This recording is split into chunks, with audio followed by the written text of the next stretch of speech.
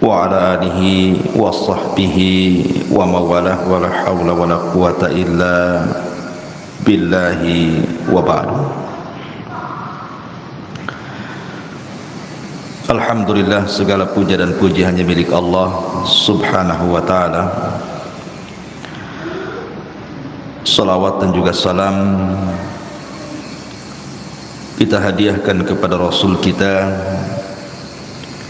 Nabi besar Muhammad sallallahu alaihi wa ala alihi wasallam.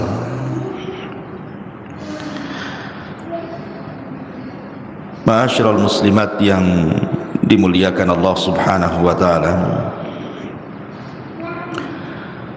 alhamdulillah di pagi menjelang siang ini kembali kita bisa duduk untuk bertalabul ilmi. Dan pembahasan di pagi menjelang siang ini kita akan membahas tentang beberapa penyesalan manusia di hari yang tidak ada guna penyesalan itu di hadapan Allah subhanahu wa ta'ala.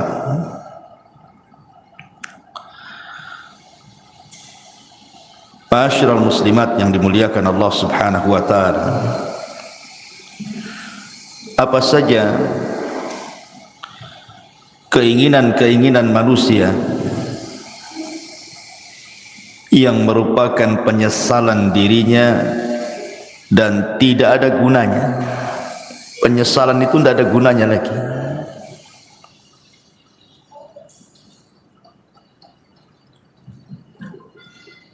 Kalau kita lihat di kehidupan kita ini,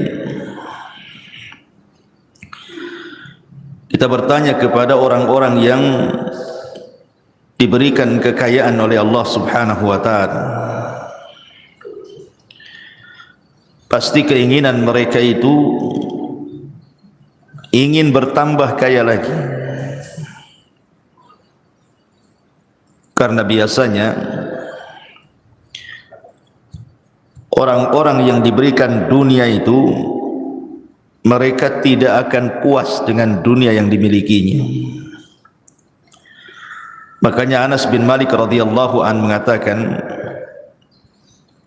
menukilkan sabda Nabi sallallahu alaihi wasallam, "Lau anna libni Adam wadiyan min dhahab." Kalau seandainya anak Adam ini memiliki satu lembah semua emas, ahabba ayyakuna lahu wadiyan, pasti dia berkeinginan untuk menambah 2 lembah emas lagi. Walan yamla'a fahu illa turab wa yatubullahu ala man tab. Dan orang ini tidak akan puas mengejar cita-citanya untuk mengumpulkan dunia kecuali tanah yang menimbunnya. Kalau sudah ditimbun tanah, baru tahu, barulah dia menyesal. Ma'asyiral muslimat yang dimuliakan Allah azza wa jalla, setiap manusia itu pasti akan melewati padanya sakaratul maut. Tidak ada satupun manusia pasti akan melewati yang disebut dengan sakaratul maut. Karena Allah subhanahu wa ta'ala mengatakan, wajaat sakratul maut bil haqq dzalika ma kunta minhu tahid. Dan akan datang sakaratul maut, dan itu sebuah kebenaran. Itulah yang membuat manusia lari padanya. Apabila malaikat maut sudah dekat dengan kita, dan malaikat-malaikat pembantu malaikat maut ikut serta di dalamnya yang disebut dengan rusulul maut, rasul-rasul kematian. Ketika malaikat maut mulai mencabut nyawa kita, maka dimulai dari ujung jari jemari setiap manusia. Kemudian ruh itu berjalan sedikit demi sedikit sampai di tenggorokan. Ketika nyawa di tenggorokan inilah, maknanya manusia sudah tidak akan selamat lagi. Hatta idza balagatit tarak wa qila man rah. Sampai ketika ruh itu sampai di tenggorokan manusia, tidak ada yang bisa meruqyah dia, mengembalikan ruh ke dalam jasadnya. Disitulah dia terbayang keinginan-keinginan, penyesalan-penyesalan yang tidak ada guna penyesalan itu. Apa saja penyesalan-penyesalan yang akan dirasakan saat detik orang sakaratul maut itu? Walaupun dia menjerit kepada Allah Subhanahu wa taala untuk dikembalikan ke dunia, melaksanakan penyesalan yang sudah ia tinggalkan, baik perkara yang harus dilaksanakan atau perkara yang harus ditinggalkan, percuma saja penyesalan kala itu. Inilah kita akan bahas beberapa penyesalan-penyesalan ketika orang berada fi firashil maut, tempat tidur kematian. Apa saja penyesalan-penyesalan itu? Ma'asyiral muslimat yang dimuliakan Allah Azza wa Jalla, kita harus bedakan keinginan orang-orang yang beriman saat detik-detik kematiannya dengan cita-cita orang-orang yang mereka jauh daripada keimanan. Maka penyesalan mereka tidak ada gunanya. Contoh saja umniyatus salihin, kehendak dan cita-cita orang-orang saleh. Apabila ruhnya sudah dicabut, kemudian badannya berada di atas keranda kematian, kemudian dibawa ke kuburan, maka orang-orang soleh akan mengatakan saat jasadnya dibawa ke kuburan, qaddimuni qaddimuni, segerakan aku, segerakan aku, segerakan aku, segerakan aku. Maksudnya jangan dilambatkan jalannya supaya cepat dikubur, karena dia tahu di hadapan dia ada nikmat yang luar biasa. Tetapi kalau dia orang fasik, orang jahat, maka dia akan berteriak kepada orang-orang yang membawa jasad dia ke kuburannya dan mengatakan, ya wailaha aina yadhhabuna biha. Celaka, celaka, hendak kau bawa kemana jasadku ini? Dia pun berteriak-teriak, tidak ada yang mendengar selain makhluk-makhluk di luar manusia dan jin. Ma'asyiral muslimat yang dimuliakan Allah Subhanahu wa taala, apabila seorang yang beriman betul-betul sudah dimasukkan ke dalam kuburan, kalau dia meninggal karena mati syahid, maka dia akan meminta kepada Allah Subhanahu wa taala untuk dikembalikan ke dunia. Untuk apa? Untuk berperang kembali dan mati syahid kedua kalinya, dan itu kemuliaan baginya. Makanya Jabir bin Abdullah radhiyallahu anhu pernah menceritakan saat kematian ayahnya Abdullah ibn Haram. Jadi saat kematian Abdullah ibn Haram, Jabir bin Abdullah ini, dia merasa sedih. Bagaimana tidak ayah tercintanya satu-satunya harus mati syahid di Uhud. Kemudian sambil memeluk ayahnya yang sudah tidak bernyawa itu, maka Nabi SAW mengatakan, ya Jabir, tabki aw la tabki, wallahi ma kallama Allahu ahadan qat min wara'i hijabin wahiyan abaka fakallamahu kifahan bila turjuman. Jabir menangis ataupun engkau tidak menangis, sungguh Allah Subhanahu wa taala tidak pernah bicara pada siapapun di balik tabirnya secara wahyu kecuali bapakmu. Bapakmu diajak bicara oleh Allah tanpa penerjemah, di mana Allah Subhanahu wa taala mengatakan kepada ayahmu, tamanna ya abdi, berangan-anganlah wahai hambaku, bercita-citalah wahai hamba-hambaku. Ya abdi tamanna alayya u'tik, wahai hambaku, mintalah sesuatu kepadaku, aku akan beri. Maka ayahnya Jabir, Abdullah ibn Haram mengatakan, ya Rabb, ya Rabb, tuhyini fa'aqtulu fika thaniyatan, hidupkan aku kembali ya Rabb, supaya aku bisa berperang untukmu kedua kali, dan aku bisa mati syahid kedua kalinya.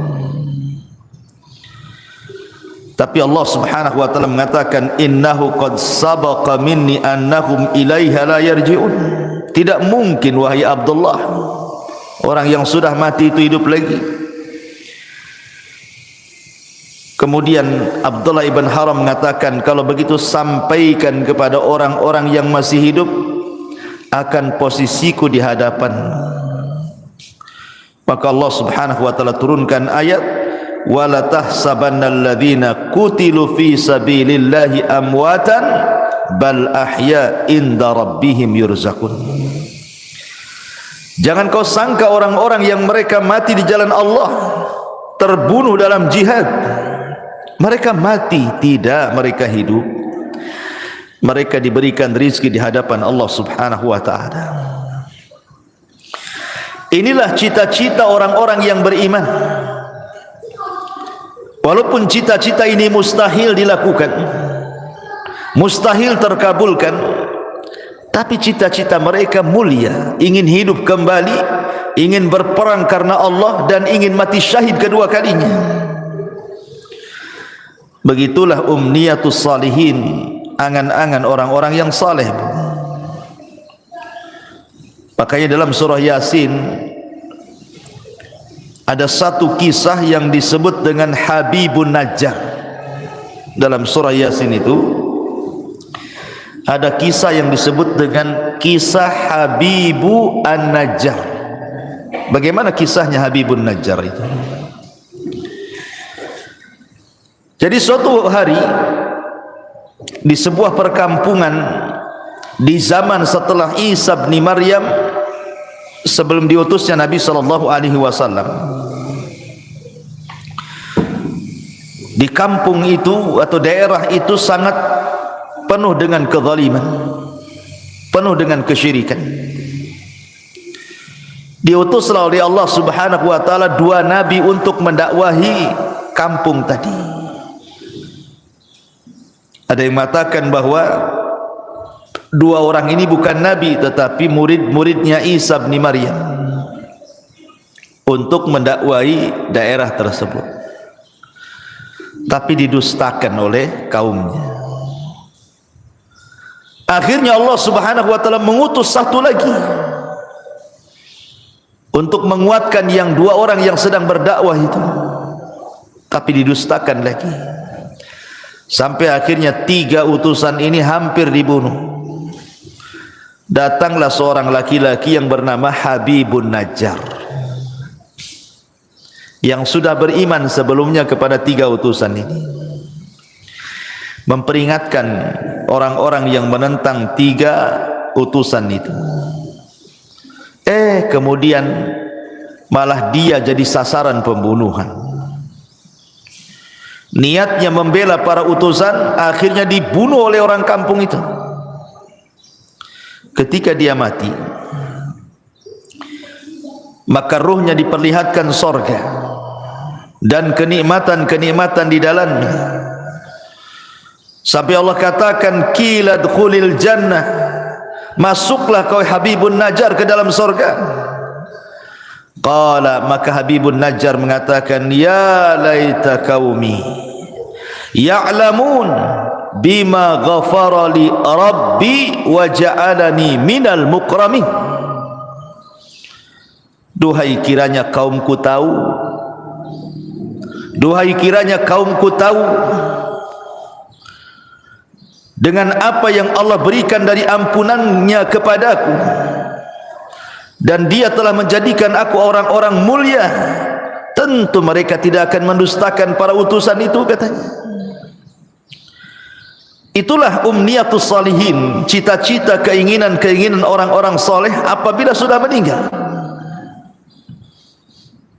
Akan tetapi di sana ada yang disebut dengan umniyatut talihin, keinginan, cita-cita, penyesalan dari orang-orang yang tidak memiliki keimanan, orang fasik, orang jahat. Tetapi keinginan mereka hanyalah sebuah penyesalan, tidak ada guna. Apa saja itu? Pertama, mereka akan menyesal karena mereka meninggalkan sholat. Orang-orang yang sedang sakaratul maut ataupun orang-orang yang sudah mati, maka mereka akan menyesal kenapa ketika mereka masih sehat, masih hidup normal, mereka meninggalkan sholat. Ini yang akan jadi penyesalan orang-orang yang sedang sakaratul maut itu. Kenapa dulu aku meninggalkan sholat? Sampai-sampai disebutkan dalam hadis Abu Hurairah radhiyallahu anhu, suatu hari Nabi SAW lewat di sebuah kuburan. Kemudian Nabi bertanya, man sahibu hadal qabri, siapa yang dikubur di sini? Rasul bertanya kepada para sahabat, siapa orang yang dikubur di kuburan ini? Maka para sahabat mengatakan, fulan wa fulan, fulan dan fulan wahai Rasul.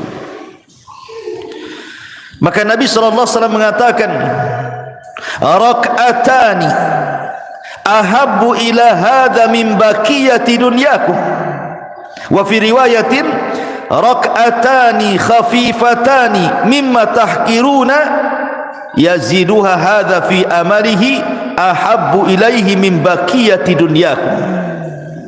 Kata Nabi, 2 rakaat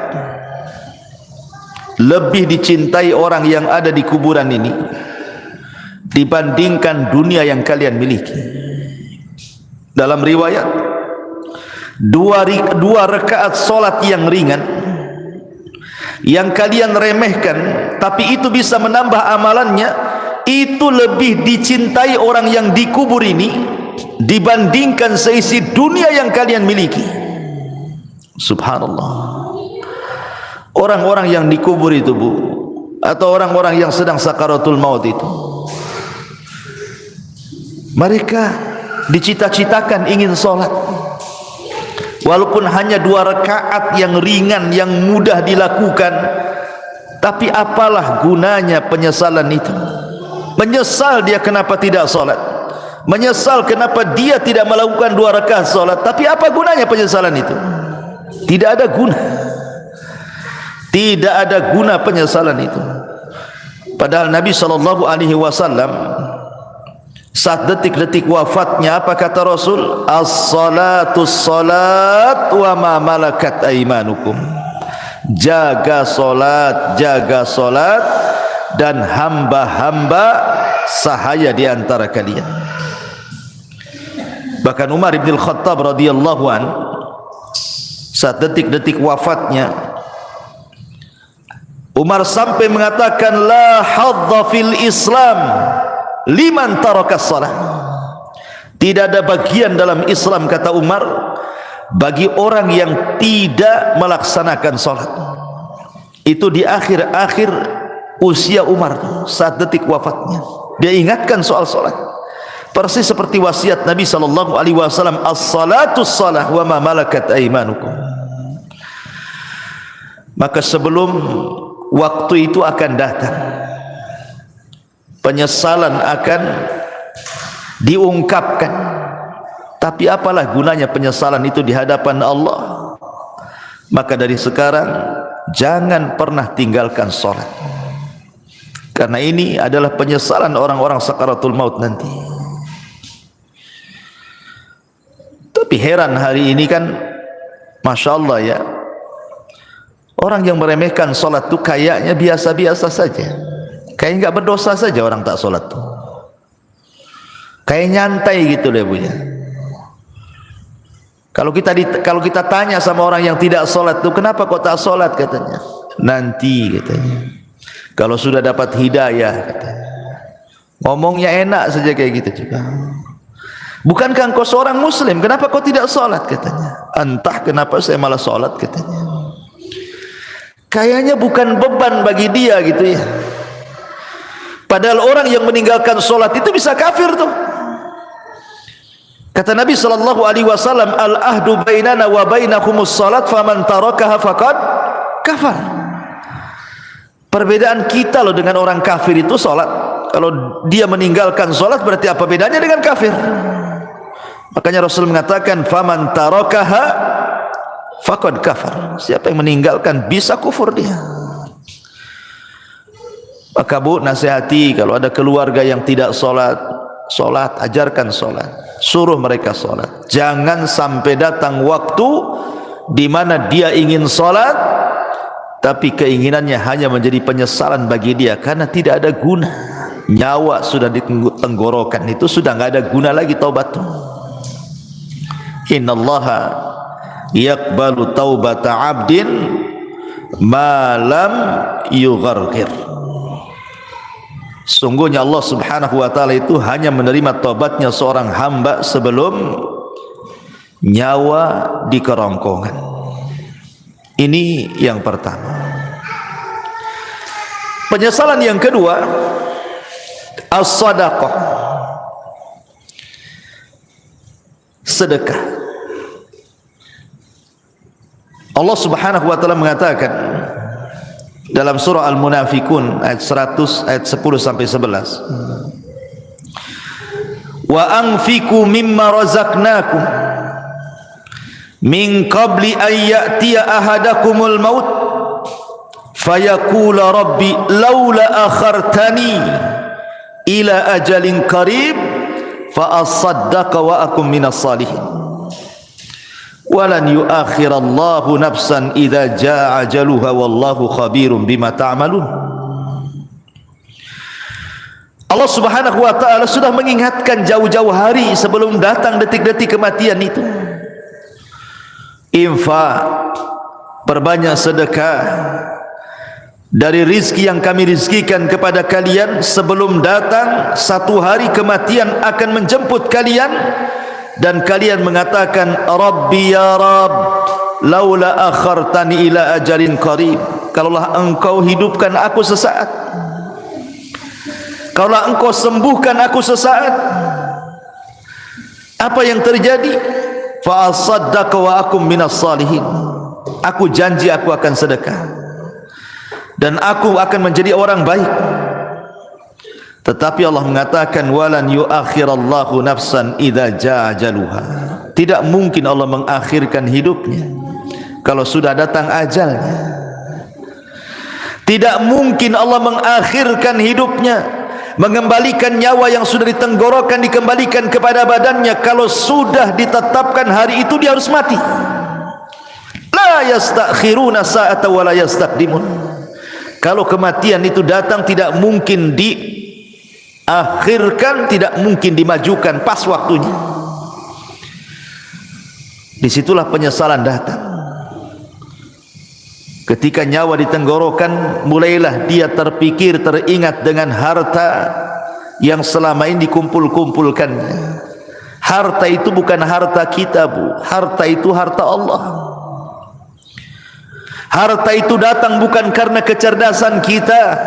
Harta itu datang bukan karena jerih payah kerja keras kita, bukan pula karena jabatan-jabatan kita. Tidak, semua harta itu datang dari Allah. Makanya Qarun ketika mengatakan innama utituhu min ilmin indi, harta itu datang karena kecerdasanku, Allah katakan fa khasafna bihi wa bidarihil arda, kami tenggelamkan si Qarun dan seluruh kekayaannya. Ya, karena kekayaan itu bukan milik Qarun, kekayaan itu milik Allah. Semua kekayaan itu milik Allah, tidak ada secuil pun milik kita. Allah hanya minta sedikit dari harta kita itu. Allah tidak minta banyak seperti zakat. Allah hanya minta 2,5% dari 85 gram emas itu. Tidak banyak. Apalagi itu harta bukan harta kita, harta Allah. Tetapi karena manusia zuyyina linnasi minasyahwat, dihiasi syahwat-syahwat dunia inilah, akhirnya dia bakhil. Dia baru tahu setelah nyawa di tenggorokan, baru dia sadar, kenapa dulu aku tidak sedekah? Laula akhartani ila ajalin qarib fa asaddaqa wa akum minas salihin. Kenapa aku tidak sedekah ketika aku sehat? Maka bagi anda yang Allah subhanahu wa ta'ala limpahkan rizki yang luas, dengan mudah anda mencari rizki itu tanpa ada kesulitan. Itu nikmat yang besar yang Allah subhanahu wa ta'ala anugerahkan kepada anda. Banyak-banyaklah sedekah, karena Rasul yang mengatakan maluka ma akalta fa afnaita wa ma labista fa ablaita wa ma tasaddaqta fa abqaita. Hartamu, kata Rasul, yang kau makan pasti habis, yang kau pakai pasti usang, yang kau sedekahkan itulah yang bermanfaat untuk kematian. Karena apabila seseorang meninggal dunia, nyawa sudah dicabut oleh Allah, yang pertama terpisah dari badan ibu itu adalah harta. Yang pertama terpisah dari badan ibu adalah harta. Pertama orang mati ini dicabut nyawanya, yang pertama berpisah hartanya. Tidak ada hubung kait dia dengan harta lagi. Bahkan sekaya apapun orang yang meninggal itu, tetap saja sama keluarganya dibelikan kain kafan yang harganya murah. Bukan karena dia orang kaya kafannya mahal, tidak. Kafannya pun tetap itu juga yang sangat murah, tidak berharga. Karena pertama kali dia meninggal, yang terpisah dari hidup dia itulah hartanya dulu. Baru kemudian dibawa di atas keranda, diiringi dengan keluarganya, kemudian dimasukkan ke liang lahat, kemudian dikubur di situ sama keluarganya, kemudian keluarganya pulang, barulah dia terpisah dengan keluarganya. Tapi yang pertama terpisah dari badannya adalah hartanya. Di saat itulah dia menyesal dan mengatakan laula akhartani ila ajalin qarib fa asaddaqa wa akum minas salihin. Ya Rabb, kalaulah engkau akhirkan kehidupanku sesaat, tidak apa-apa, aku akan sedekahkan tuh harta-hartaku tuh, dan aku akan termasuk orang yang baik. Tetapi apakah umniyatut talihin ini, cita-cita orang-orang yang seperti ini bermanfaat bagi dia? Tidak ada guna.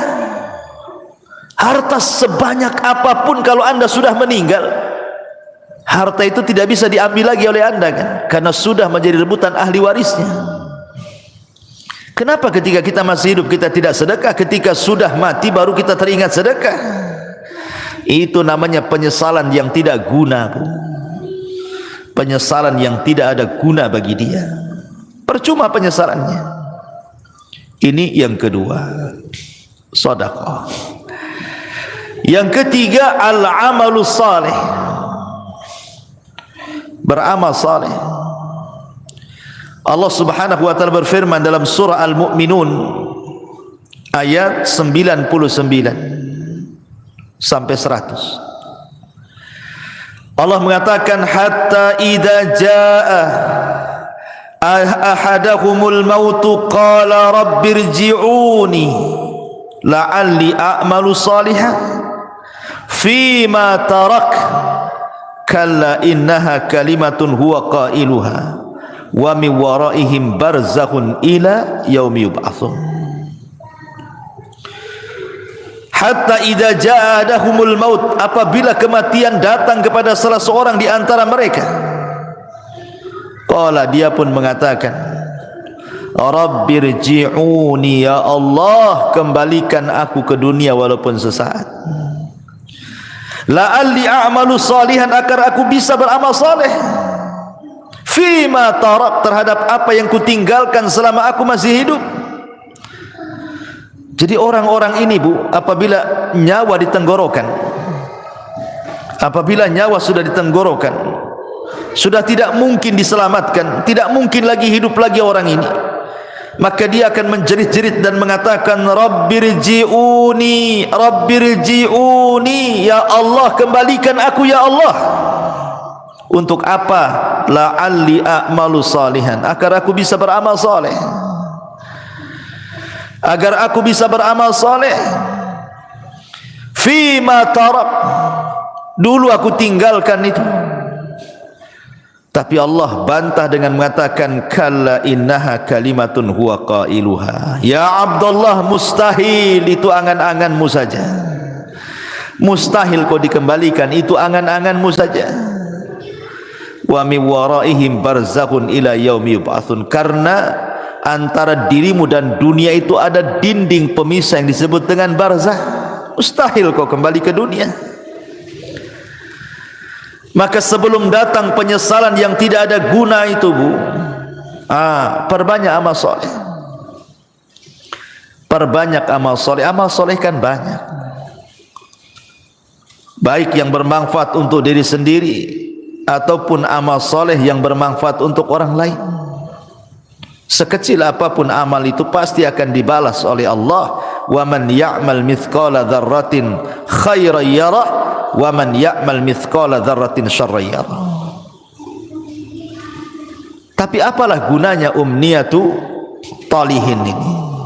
Kalau sudah detik-detik wafat tiba-tiba mikir amal saleh, enggak ada guna, enggak ada gunanya. Yang ada dia akan dipertanggungjawabkan di hadapan Allah Subhanahu wa taala. Ini yang ketiga. Yang keempat, orang-orang yang akan menyesal saat detik-detik sakaratul maut adalah ketika di dunia dia tidak pernah membaca Al-Quran. Di dunia dia tidak pernah membaca Al-Quran. Sampai ada, Bu, di masyarakat itu yang usianya sudah 40 tahun, 50 tahun, 60 tahun, bahkan 70 tahun pun tidak pernah tangannya memegang mushaf Al-Quran, tidak pernah lisannya menggerakkan untuk membaca Quran. Subhanallah, di masyarakat itu ada, dia muslim KTP-nya, tapi sama Quran itu tidak pernah baca. Apalagi ketika Allah memberikan fitnah kepada kita berupa handphone ini, dia bisa loh mengikuti berita politik, berseri, hari ini apa beritanya, besok apa beritanya, lusa apa beritanya, terus diikuti itu. Orang berkasus disidangkan di pengadilan, kita tidak ada hubungan kerabat dengan dia, Bu, diikuti kasusnya. Cemana sidang hari ini, cemana sidang besok, cemana sidang lusa, padahal nggak ada manfaatnya untuk kita tuh. Ibu bukan saudara dia, dia pun bukan saudara ibu. Sibuklah ibu cerita tentang persidangan dia, disibukkan hari-hari. Belum lagi yang nonton kuliner tuh, diikutilah itu, apa nih hari ini dia masak apa nih, besok masak apa, lusa masak apa gitu. Atau artis tertentu yang suka mamer-mamerkan kekayaan itu, Bu, diikutilah blognya itu, jadi subscribe-nya lagi, langganan dia. Wah, ini baru ngupload nih si Atris ini, Apalah gunanya ibu dengan artis itu? Nggak ada guna kan? Manfaatnya apa? Dia yang kaya, ibu yang dalam ludah yang nengok di handphone itu kan, nggak ada guna tuh. Ngapain ngikut-ngikut kayak gitu itu? Coba kalau nggak ditonton artis itu, bangkrut juga dia. Jangan ditonton, nggak akan dia dapat duit juga. Karena itu sama kan, kalau kita nonton kan habis pulsa kita, itu sama kita ngasih uang sama orang kaya itu. Ibu sudah miskin, artis ini kaya, nonton program dia, uang kita habis di pulsa, dia pula dapat duit. Akalnya di mana coba? Hilang akalnya orang tuh. Hari-hari kok bisa dia ngikutin tuh ya? Padahal yang ditontonkan kepada kita itu tidak ada guna dunia akhirat tuh. Tidak menambah kekayaan kita, ya tidak menambah pahala kita. Yang ditonton dia sedang pamer-pamer rumah, pamer-pamer kendaraan, pamer-pamer jalan-jalan, pamer-pamer anaknya, pamer-pamer istrinya, suaminya. Na'udzubillah, thumma na'udzubillah. Ittaqillah, bertakwa kepada Allah, bertakwa, takut kepada Allah. Masih ada program yang manfaat di handphone itu. Bisa kita dengarkan mengaji, murotal, ustaz-ustaz ceramah. Adalah manfaat itu. Kalaulah tidak manfaat dunia, manfaatlah untuk akhirat. Ya. Sekarang tidak ada alasan orang tidak mengaji itu, karena sekarang handphone sudah di tangan masalahnya, dan aplikasi Quran ada di dalamnya. Kalau dulu orang nenteng-nenteng mushaf itu mungkin malu. Kalau nenteng mushaf kemudian ibu ya sambil ke arisan bawa mushaf gitu ya, mushaf gede itu bukan? Pasti kata orang arisan, ibu ini salah tempat, musola sebelah sana bu katanya. Lah kok bilang musola sebelah sana katanya? Karena ibu nenteng mushaf, disangkanya mau yasinan. Tapi kalau sekarang ini kan nenteng-nenteng handphone ini nggak ada orang malu. Justru kalau tidak punya handphone malu pula dia. Lalu apa alasan kita nanti di hadapan Allah kalau Allah bertanya, kenapa ibu tak baca Quran? Kemudian ibu jawab bagaimana? Mushafnya di masjid ya Rabb katanya. Mushafnya ketinggalan di rumah. Lah itu mushaf ada di tangan loh sekarang. Karena setiap handphone itu ada aplikasi Quran. Tidak ada alasan untuk tidak baca Quran. Dan itu akan ditanya di hadapan Allah Subhanahu wa taala. Wa qala ar-rasul ya rabbi inna qaumi ittakhidhu hadzal qur'ana mahjura. Wa qala ar-rasul, akan berkata Rasul kelak pada hari kiamat di hadapan Allah melaporkan akan umatnya, Rabbi inna qaumi ya Rabb, sesungguhnya kaumku ittakhadhu hadzal qur'ana mahjura. Sepeninggalku mereka sedikit demi sedikit meninggalkan Al-Quran, meninggalkan untuk memegangnya, meninggalkan untuk membacanya, meninggalkan untuk merenungkannya, meninggalkan untuk mempelajari tafsirnya, meninggalkan untuk mengamalkannya, bahkan melanggar isi-isinya. Mahjur. Ini akan datang suatu hari penyesalan, Bu. Ketika detik-detik nyawa di tenggorokan, maka orang akan teringat dengan Al-Quran. Karena salah satu pertanyaan itu juga Quran itu. Wa ma imamu, siapa pimpinanmu itu? Ikut siapa kamu ini? Jawabannya Quran. Jangan sampai detik-detik penyesalan itu datang dan tidak ada guna. Saat ruh sudah di tenggorokan, tiba-tiba kita berpikir dengan Quran, apa gunanya lagi? Anda sudah tidak bisa baca Quran, Anda saja dibacakan Quran. Orang yang detik-detik wafat itu kan sibuk tuh orang-orang baca Quran. Anda saja ditalkinkan tidak bisa ngomong, macam mana mau baca Quran? Apa nunggu kita tidak bisa menyebut kalimat kecuali la ilaha illallah baru terpikir ingin baca Quran? La ilaha illallah. Jangan. Ini akan jadi penyesalan yang tidak ada guna nanti. Dari sekarang kalau ada waktu baca Quran, baca Quran. Ya. Ma'asyiral muslimat yang dimuliakan Allah Subhanahu wa taala. Kemudian yang berikutnya penyesalan yang akan datang adalah dia akan menyesal kenapa di dunia dia tidak berkawan dengan kawan-kawan yang saleh. Karena di dunia ini kan orang terkadang menghabiskan waktu dengan kawan-kawan yang tidak ada manfaat untuk akhirat. Kita lihat para pengusaha, orang-orang kaya itu, ya kawannya sesama pengusaha kan. Kalau orang miskin ya sama orang miskin lah kawannya kan. Pengusaha tak mau juga berkawan sama ibu pula. Ya. Biasanya kan begitu kan, kawan itu kan seprofesi itu, pamanya olahraga lah kan itu. Kalau pemain bola ya pasti berkawan dengan pemain bola. Nah mungkin lah pemain bola berkawan dengan bulu tangkis, gak nyambung tuh. Lah terkadang, subhanallah, kadang-kadang ya kita tidak hendak membicarakan lain-lain, ini hanya sekedar nasihat saja ya. Kadang ada orang tuh bergelut dengan dunia olahraga. Anggaplah dia mungkin timnas gitu ya. Hari-hari main bola saja tuh. Pagi latihan bola, siang latihan bola, sore latihan bola. Kawannya dengan orang-orang bola itu saja tuh. Besoknya gitu lagi, besoknya gitu lagi. Terkadang di antara mereka ada yang meninggalkan sholat, bahkan tidak sholat, bahkan mungkin kawannya orang kafir yang jelas-jelas kafir kan gitu. Olahraga itu tidak diharamkan, bahkan boleh jadi itu sebuah hal yang dianjurkan untuk kesehatan. Tapi kalau itu menjadi tujuan hidup,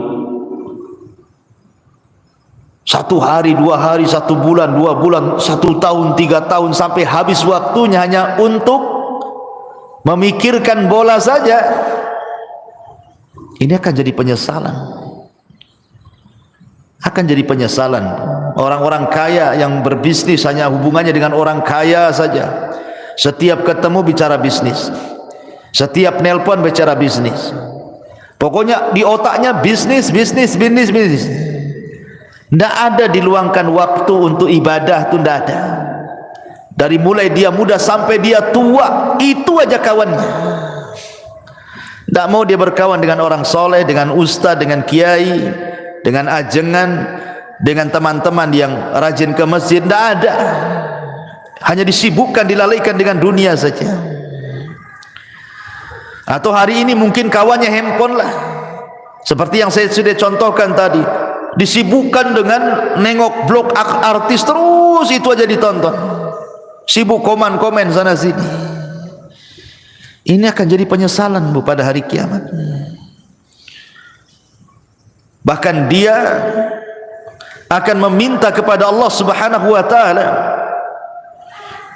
di mana penyesalannya akan dikemukakan di hadapan Allah, sebagaimana Allah katakan dalam surah Al-Furqan 27, wa yauma ya'addu adh-dhalimu ala yadayhi yaqulu ya laitani ittakhadtu ma'ar rasuli sabila ya wailata laitani lam attakhid fulanan khalila.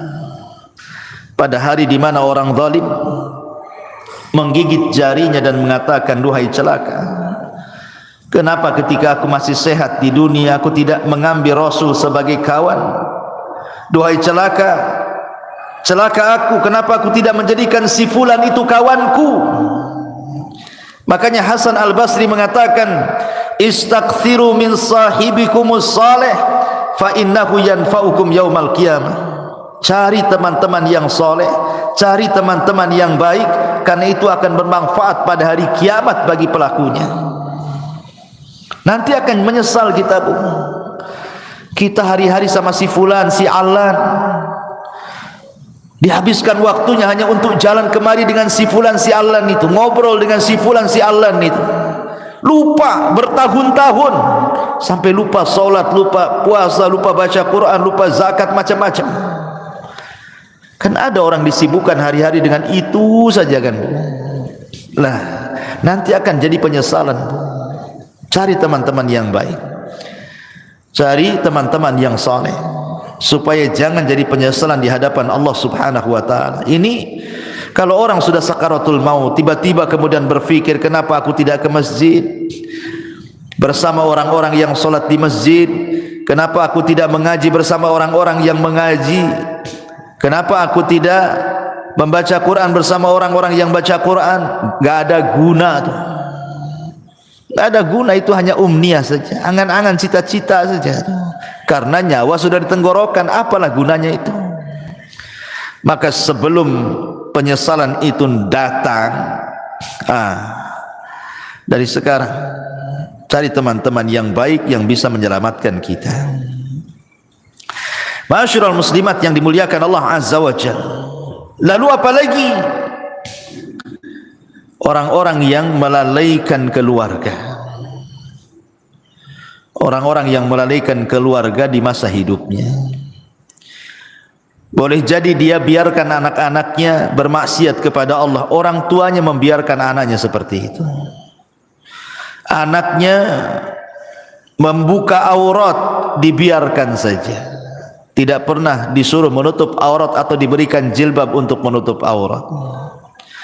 Anaknya hilang bergaul dengan siapa, tidak pernah ditanya, nak siapa kawanmu itu, sholat tidak, pakai jilbab tidak, macam mana dia agamanya, tidak pernah ditanya. Kalau sudah keluar les, yang penting dia balik, ya kan?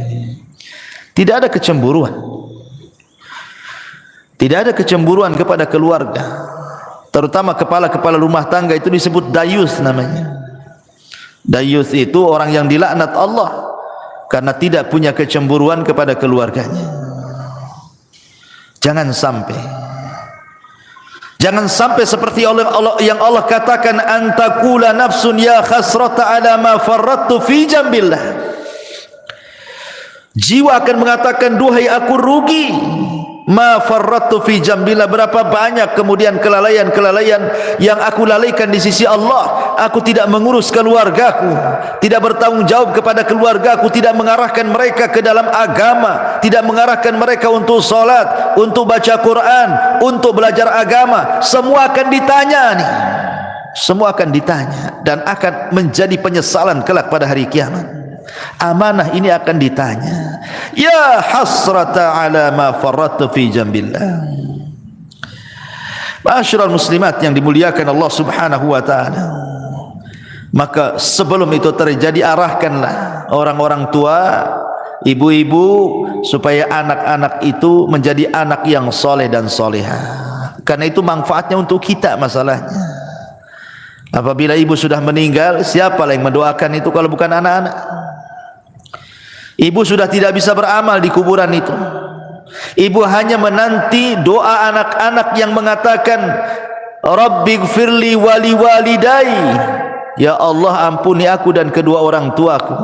Itulah harapan kita ketika masuk kuburan itu, adalah transfer doa-doa ampun dari anak-anak kita. Dan itu tidak mungkin dilakukan anak kecuali kita yang mendidik anak itu dari kecil sampai dia menjadi anak soleh dan soleh, baru dia akan doakan orang tuanya.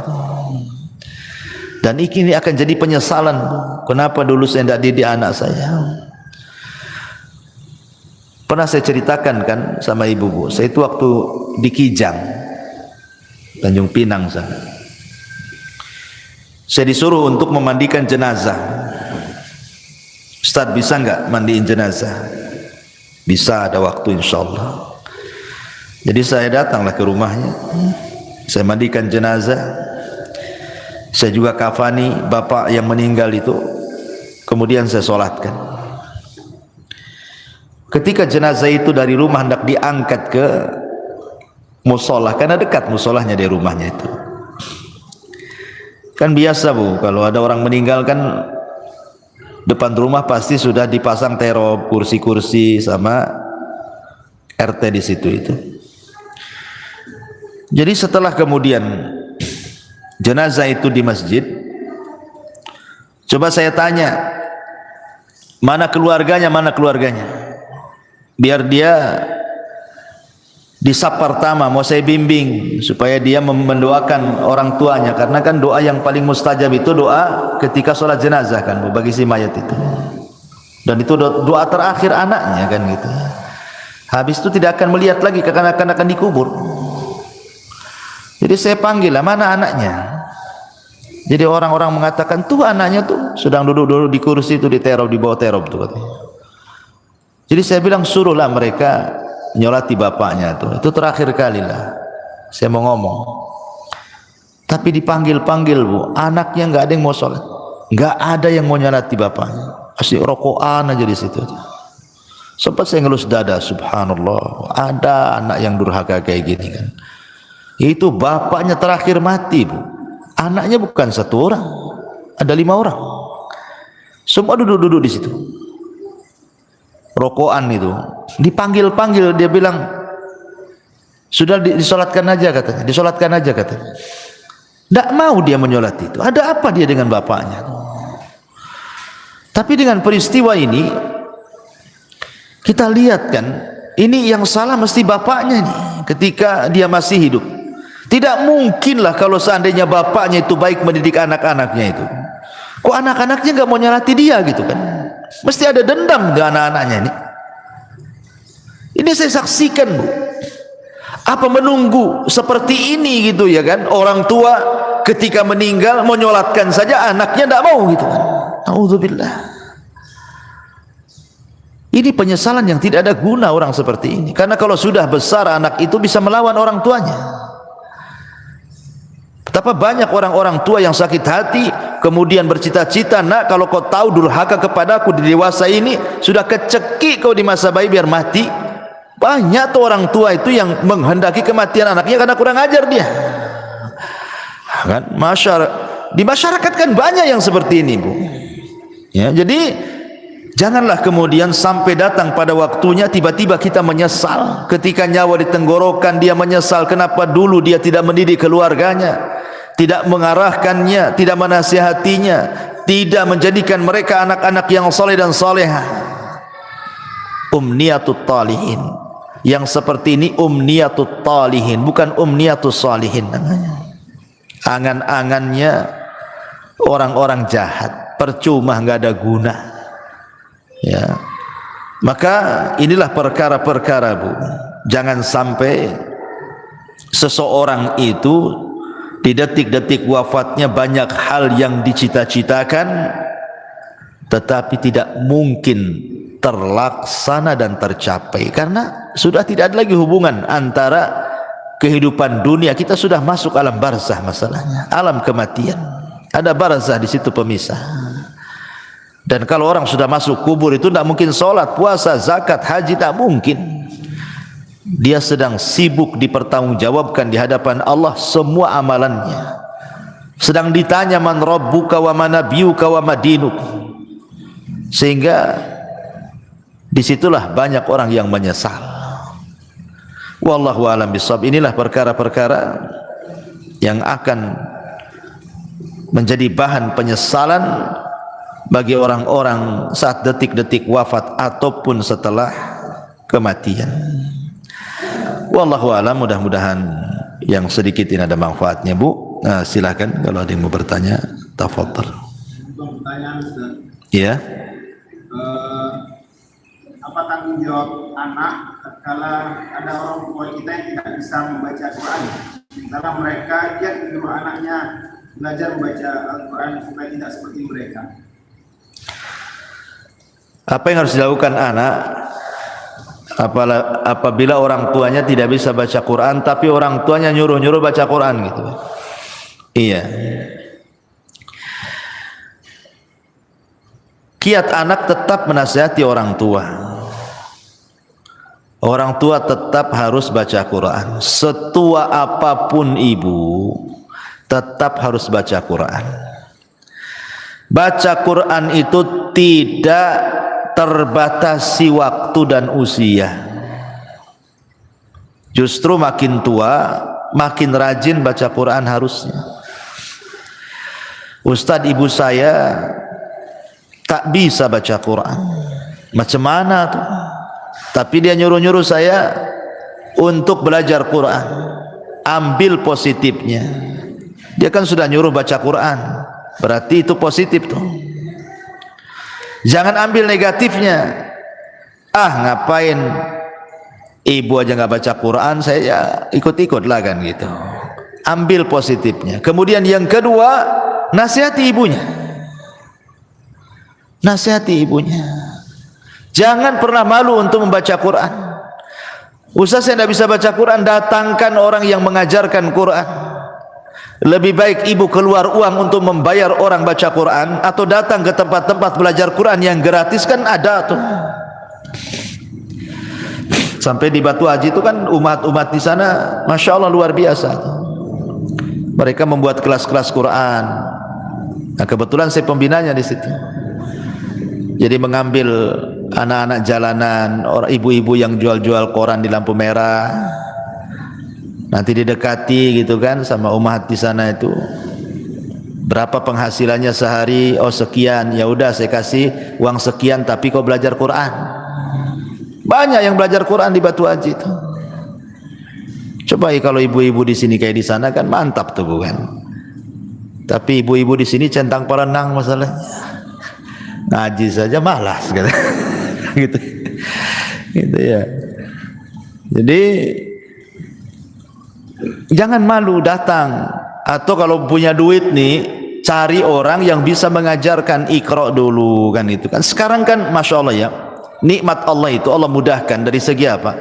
Banyak penemuan-penemuan, metode-metode yang dulu baca Quran itu jadi momok orang itu, susah untuk bisa baca Quran. Zaman saya kecil mungkin ibu ngalami lah, kita kalau belajar Quran itu pakai turutan kan bu ya kan, pakai turutan juz amma tuh, lama 2-3 tahun tuh nggak bisa baca Quran tuh, masih susah gitu mau nyebut itu ya, mau tajwidnya apalagi itu susah, nggak lancar itu 2-3 tahun itu. Tapi sekarang lo ada metode ditemukan 24 jam dia bisa mampu untuk mengenal huruf-huruf hijaiyah. Ditemukan metode tuh, metode 3 hari bisa baca Quran, metode 10 hari bisa baca Quran. Allah mudahkan loh semuanya dengan ditemukan metode-metode mudah. Lah sekarang sudah ditemukan metode-metode mudah, kok tidak mau belajar Quran? Dulu orang-orang dulu ketika susah ditemukan metode-metode ini sehingga 2-3 tahun baru lancar itu, oh sampai dipecut-pecut sama orang tuanya. Saya masih ingat dulu itu waktu di kampung belajar Quran itu ngantri di depan Pak Ustadz tuh yang ngajar Quran tuh, kalau ngantuk itu diambil korek api bu, kemudian dibakar alisnya tuh. Saya masih ingat itu ya, itu zaman dulu tuh. Nanti nih kalau salah beberapa kali bu direndam di kolam, di masjid itu di Jawa Barat tuh kan ada kolam tuh. Ini kalau ndak bisa-bisa bu direndam di kolam tuh, menunjukkan malas anak itu. Tuh orang dulu tuh pendidikannya Quran tuh kayak gitu kan. Sekarang alhamdulillah tidak ada kekerasan lagi, dan sekarang juga ditemukan metode-metode mudah gitu. Lah kalau sudah ditemukan metode-metode mudah, kok tidak mau belajar Quran, itu aneh. Ustaz, orang tua saya sudah tua kali, tidak mungkin lah belajar Quran, sakit-sakitan. Ya sudahlah, kalau memang mustahil dia didengarkan Quran saja lah. Dengarkan murotal. Kalau tidak mau belajar Quran, dengarkan Quran. Nah itulah terakhir, apalagi ya. Wallahu a'lam.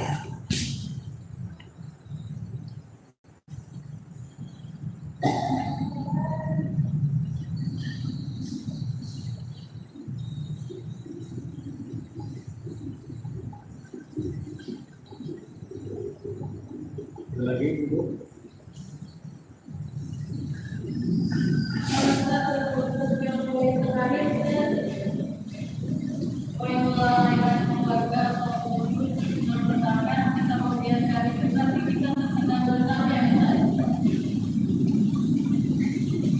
Mana? Gak dengar pertanyaannya. Apa Akhedi? Yang melalaikan keluarga ya.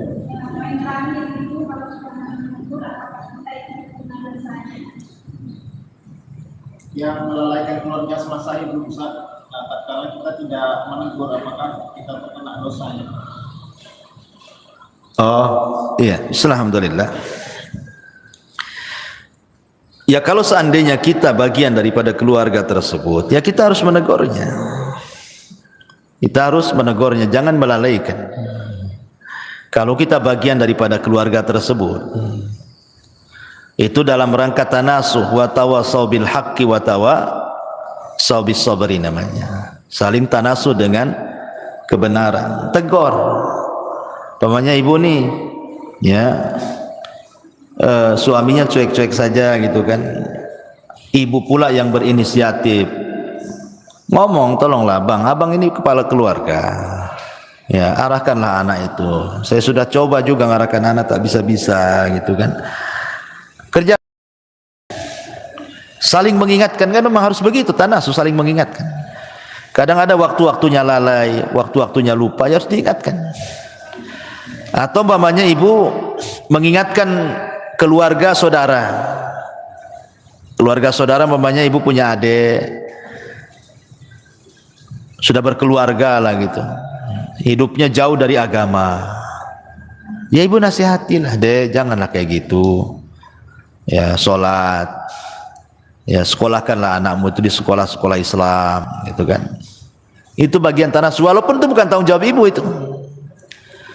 Karena kalau sudah adik atau kakak itu kan sudah berkeluarga, kan sudah beda kamar kan gitu Pak ya.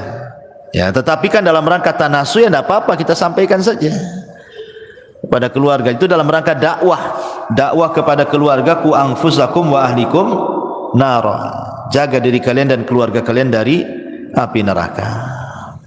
Ya tidak apa-apa, terus diingatkan saja. Wallahu a'lam. Subhanakal bihamdika asyhadu an la ilaha illa anta astaghfiruka wa atubu ilaik. Allah ta'ala. Assalamualaikum warahmatullahi wabarakatuh.